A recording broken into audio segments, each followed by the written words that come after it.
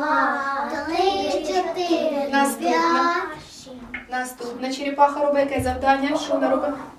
Руки. Вон Рома показує. Рука вверх, вниз. Рахуємо. Рахуємо. 2, 3, 4, 5, 6, 7, 8, 9, 10. Наступна нас що черепаха показує? Піднімаємо ноги, руки на пояс, піднімаємо ноги високо вгору.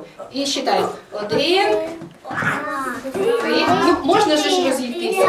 6, 7, 8, 9, 10. Так, все, далі.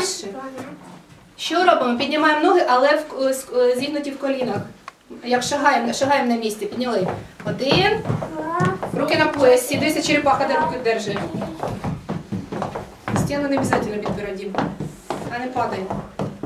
Так, наступне на завдання. Яке що робить черепаха? Присідає. Почали. 1, 2, 3, 4, 5, 6, 7. Встали. 8. І останнє, що черепаха робить? Підстрибує. Тільки акуратненько. Хорошо? Давайте, як м'ячики.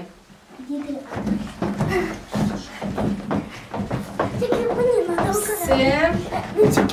Молодці, похлопали собі. Продовжуємо. Собі ви ж займалися гімнастикою. Така в нас пауза була.